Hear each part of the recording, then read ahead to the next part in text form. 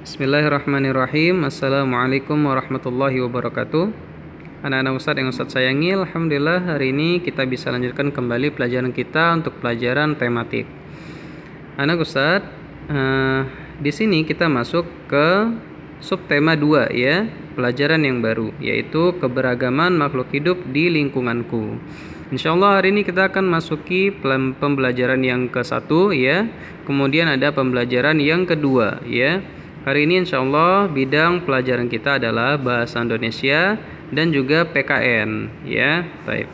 Nah, sekarang Ustadz kita masuk ke pembelajaran 1 ya. Nah, kita baca dulu di sini.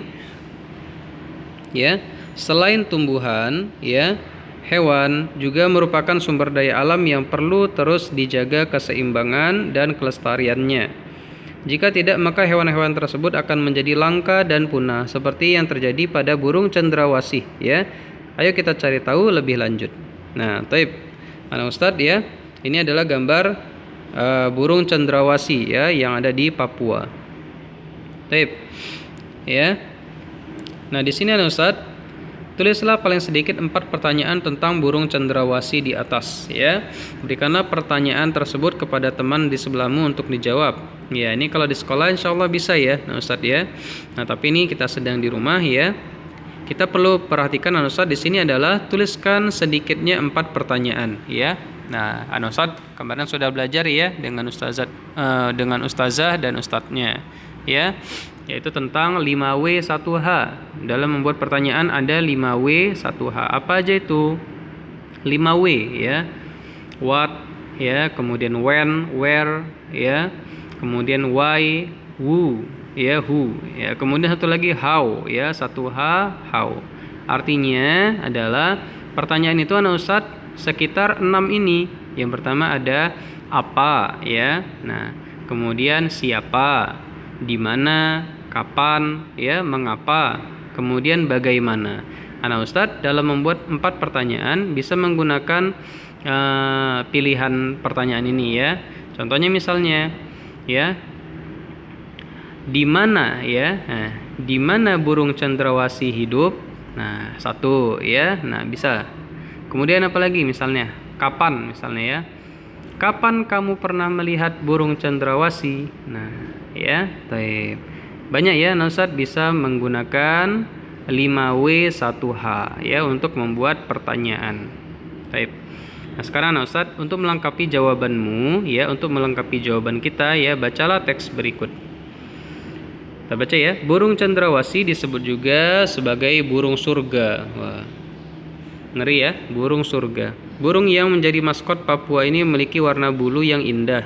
Bahkan kabarnya karena keindahannya itu juga burung ini jarang turun ke tanah, lebih sering terbang dan hinggap di dahan pohon. Warna bulu cendrawasih yang mencolok biasanya merupakan kombinasi beberapa warna seperti hitam, coklat, orange ya, kuning, putih, biru, merah, hijau, dan ungu. Burung ini semakin molek dengan keberadaan bulu memanjang dan unik yang tumbuh dari paruh ya, sayap atau kepalanya. Warna yang bermacam-macam menjadi salah satu penanda untuk mengelompokkan jenis mereka.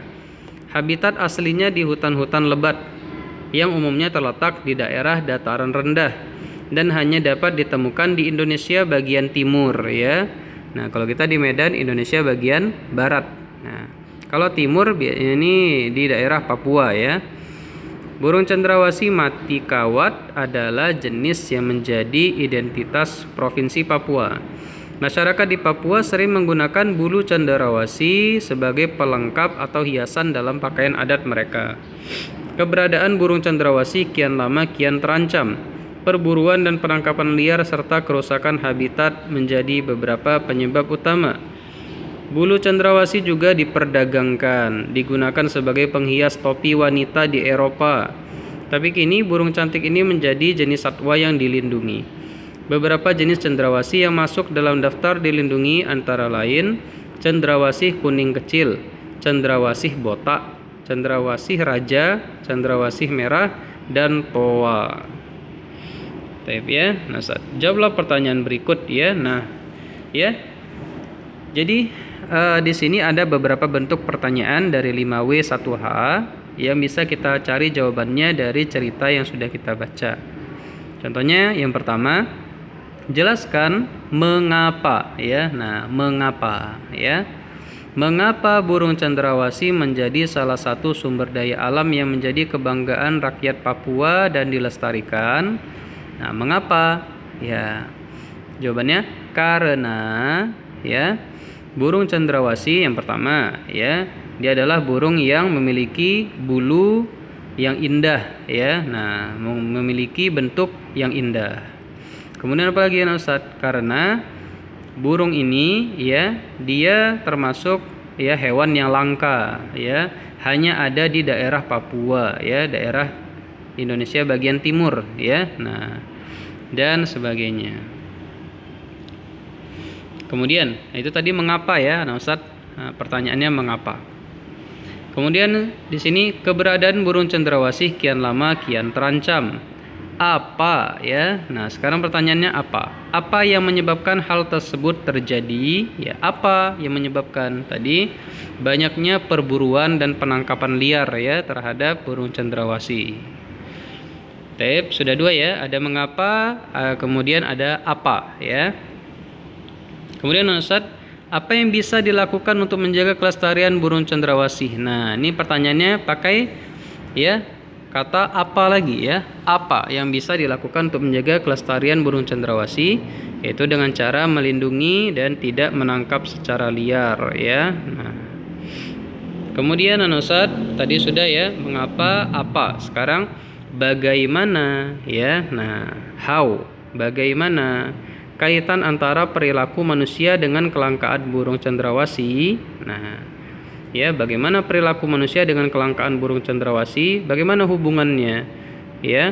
Nah, hubungannya manusia ingin berpakaian yang indah ya, sehingga burung cendrawasih ditangkap ya, ditangkap kemudian diambil ya bulunya untuk dijadikan pakaian sama manusia ya.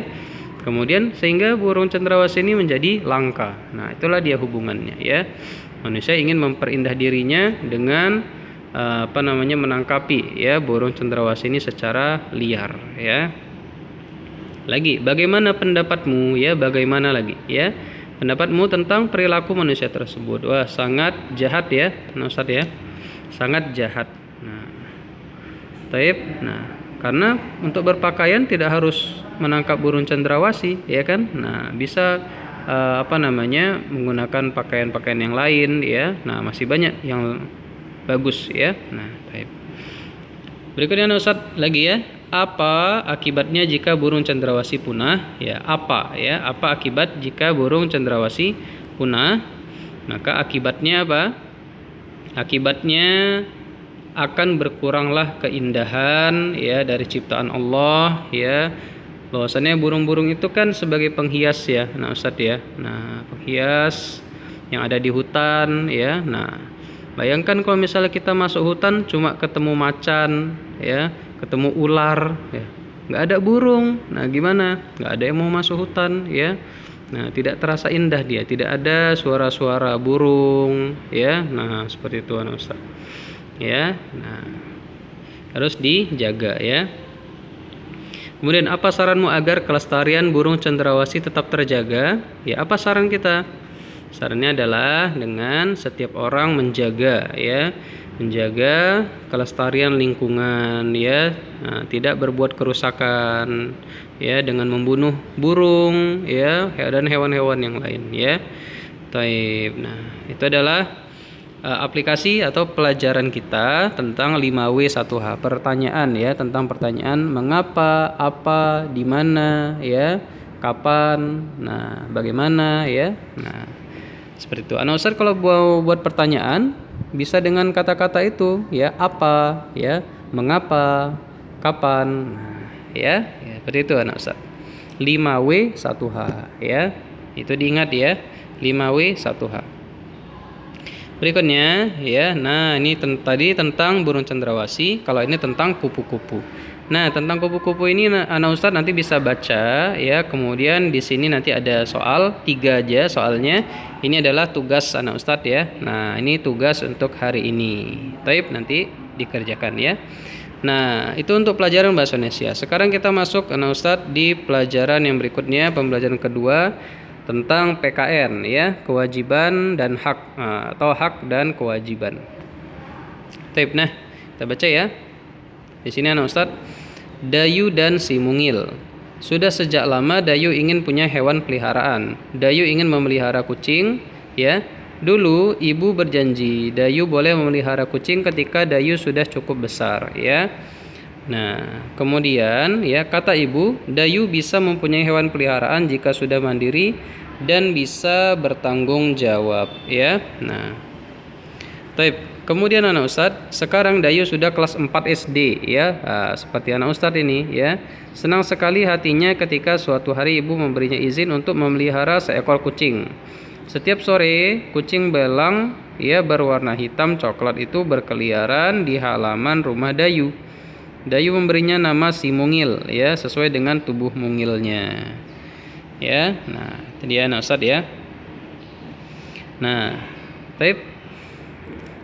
benar kata ibu, ternyata memelihara hewan membutuhkan tanggung jawab. Seandainya Dayu masih kecil, belum mandiri dan belum bisa mengurus dirinya sendiri, tentu si mungil menjadi tidak terurus. Ya, setiap hari Dayu bertanggung jawab untuk memberi makan si mungil.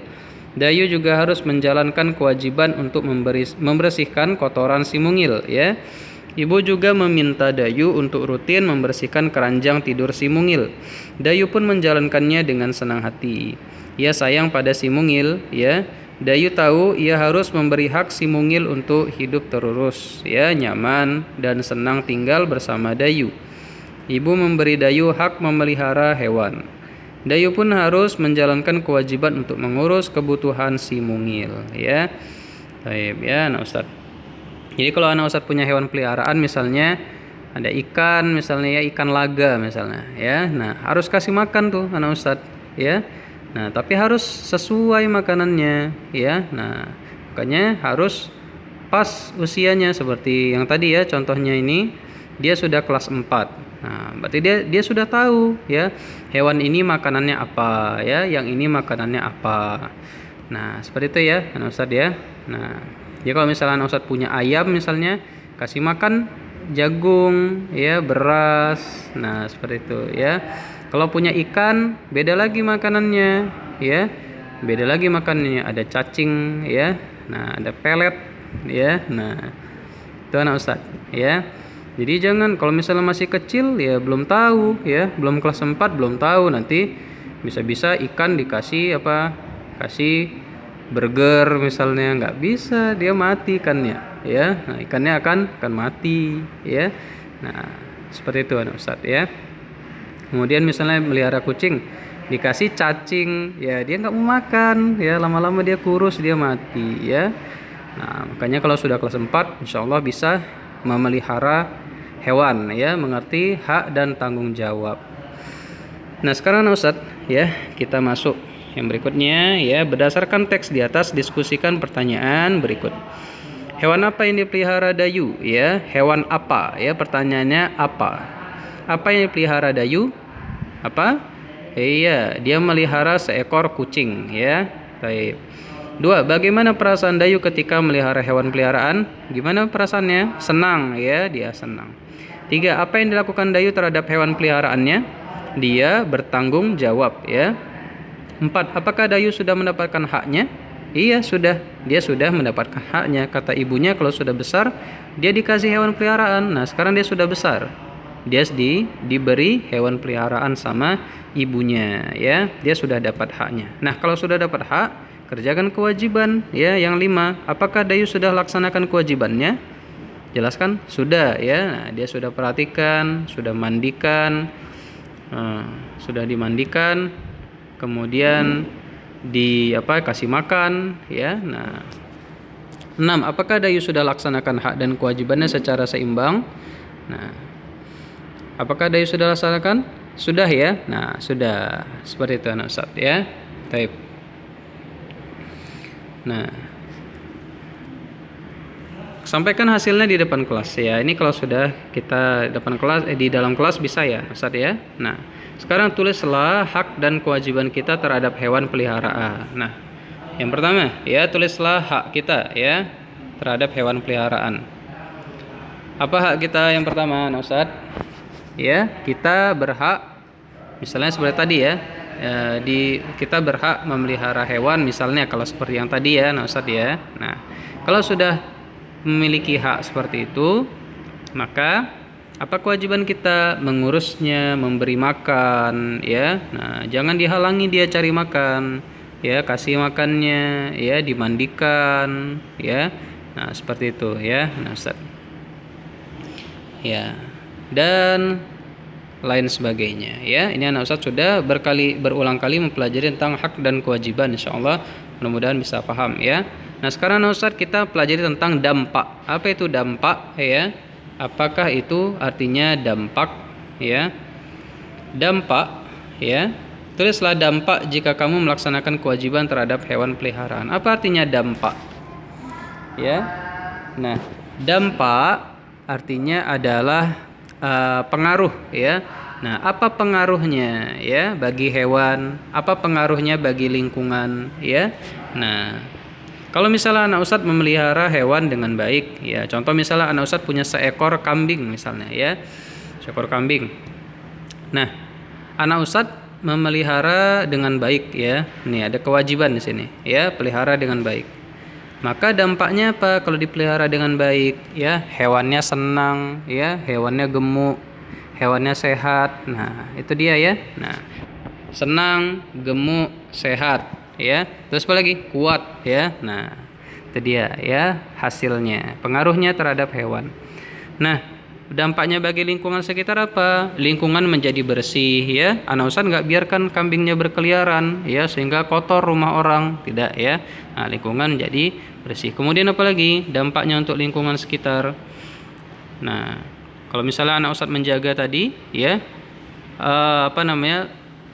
kebun-kebun dan tanaman tetap terjaga, ya. Kalau dibiarkan begitu saja, nanti kambingnya masuk ke rumah orang, ya, makan tanaman, ya. Nah, makan rumput. Nah, ya, bahaya. Nah, tidak boleh, ya. Nah, dan lain sebagainya. Itu Ustaz, ya, kalau punya hewan peliharaan harus diperhatikan apa kewajibannya. Dan juga kalau misalnya hewan ternak, ya, punya kambing, punya kuda misalnya atau unta, ya, itu ada zakatnya, ya. Ustaz harus bayar zakatnya, nggak boleh gitu aja, ya. Nah, kita harus bayar zakatnya. Nah, ada zakatnya, itu ada kewajibannya, ya. Seperti itu, ya. Nah, Ustaz. Berikutnya, ya. Nah, jika kamu tidak laksanakan kewajiban, apa dampaknya? Ya, pastinya lingkungan akan rusak, ya. Kemudian akan kotor, ya. Kemudian mungkin akan membahayakan orang di jalan. Misalnya anak Ustadz punya melihara misalnya, ya, kambing misalnya. Tiba-tiba kambingnya jalan masuk ke tengah jalan raya. Nah, sehingga membahayakan orang yang naik motor, ya. Bisa-bisa mereka jatuh, ya, atau terjadi kecelakaan. Nah, nggak boleh, ya. Nah, Ustadz harus menjaga, ya. Harus laksanakan kewajibannya, ya. Karena semua itu hak dan kewajiban punya dampak, ya, terhadap diri sendiri dan juga terhadap orang lain, ya.